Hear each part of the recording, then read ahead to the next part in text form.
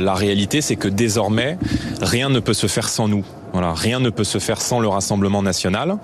Et malgré l'alliance contre nature qui s'est déroulée pendant les élections législatives entre M. Macron, M. Attal et M. Mélenchon, le Rassemblement national est le premier parti de France en nombre de voix, en nombre d'adhérents, mais aussi en nombre de députés. Et désormais, rien ne peut être effectué en politique contre nous ou sans l'approbation ou la censure du Rassemblement national. Donc moi, je jugerai M. Barnier à ses actes et je me réjouis que le Rassemblement national ait empêché l'extrême gauche de s'emparer du pouvoir. Hier, le Premier ministre a dit qu'il allait respecter les 11 millions d'électeurs du RN. Il a parlé aussi de la maîtrise des flux migratoires. Est-ce que ces propos vous rassurent aujourd'hui ? Mais le respect que l'on doit aux 11 millions de Français qui se sont exprimés pour le Rassemblement national, qui est le parti politique pour lequel les Français ont le plus voté aux élections européennes, mais aussi aux élections législatives, est la moindre des choses. Et moi, je souhaite que le Premier ministre et le futur gouvernement puissent non seulement se mettre au travail, mais qu'ils puissent être attentifs aux exigences qui sont désormais les nôtres. Et je crois qu'à compter de ce jour, M. Barnier est un Premier ministre sous surveillance. Voilà, sous surveillance démocratique d'un parti politique qui est désormais incontournable dans le jeu parlementaire et dans le jeu démocratique, le Rassemblement national. La gauche dit qu'il a été nommé grâce à vous. Il y a du vrai là-dedans ? Non, il n'a pas été nommé grâce à nous.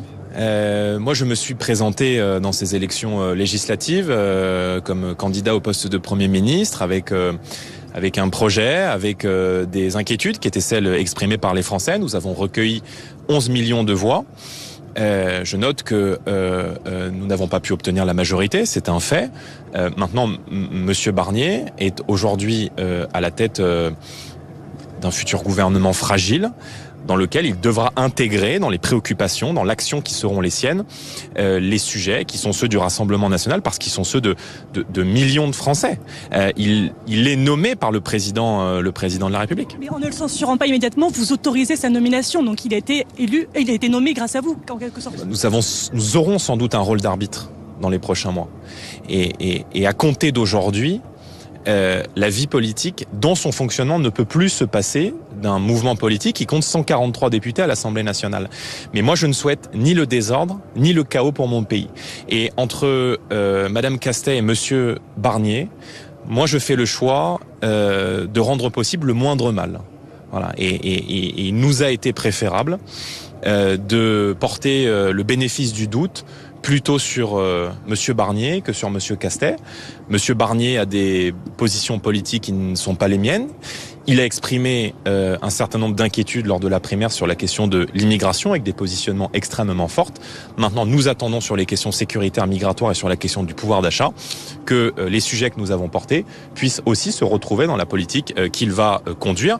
Et le fait de lui accorder un bénéfice du doute et de ne pas censurer a priori pour ne pas faire le jeu du désordre et du chaos institutionnel contrairement à la gauche, ne veut pas dire que nous nous interdisons toute forme de censure au cours des prochains mois. Est-ce que vous avez déjà échangé avec lui ? Est-ce que vous avez reçu une invitation pour être consulté à Matignon ?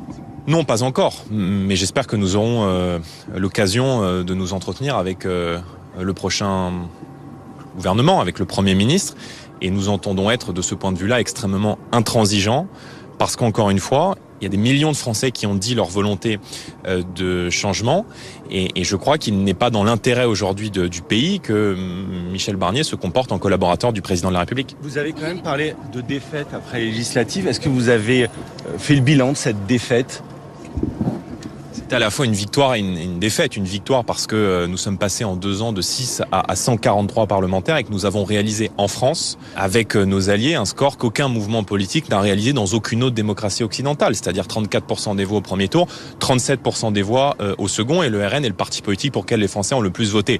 Maintenant, c'est une défaite personnelle parce que, évidemment, candidat au poste de Matignon, je n'ai pas eu suffisamment de parlementaires à l'Assemblée nationale avec mon mouvement politique pour constituer une majorité. Mais la progression du Rassemblement national est une progression extrêmement importante. Donc nous allons évidemment travailler pour conquérir cette majorité dans le cadre de futures élections législatives, même si elles doivent être anticipées. Et nous allons évidemment poursuivre la campagne. Moi, je poursuivrai les meetings chaque mois, les déplacements sur le terrain, et évidemment que nous allons rendre le Rassemblement national encore plus performant pour continuer d'élargir notre future majorité. Hier, il a dit vouloir ouvrir le débat sur la réforme des retraites et s'appuyer sur les compétences des régions. Ça se rapproche un peu de ce que vous défendiez également ? Pour l'instant, le Premier ministre a beaucoup de points d'accord avec tout le monde. Donc maintenant, il va falloir faire des choix, notamment en prévision du budget dans quelques jours, dans quelques semaines, parce qu'il n'y a rien de plus politique qu'un budget. Et la formation du budget dira aussi quelles sont ses priorités politiques. Nous militons pour l'abrogation de la réforme des retraites dans la version qu'elle a été votée et mise en œuvre de manière brutale par le président de la République, parce que je la crois injuste, notamment pour les Français qui ont commencé à travailler très tôt et qui, nous le savons, ont de plus en plus de difficultés à partir à la retraite en bonne santé. Donc nous serons à la fois le parti du régalien, du quotidien, mais aussi celui de la justice sociale. Et encore une fois, je crois que le RN est le pôle de gravité de la vie politique. Merci à tous. Quelle est la On va ligne rouge avancer. De prendre en compte les exigences qui sont les nôtres et au travers des nôtres, celles de millions de Français. Je l'ai évoqué sur les sujets politiques, mais aussi par exemple sur la proportionnelle. C'est une question plus personnelle. Votre livre, il en est où? Sortira bientôt. C'est-à-dire, c'est ce mois-ci? Très bientôt.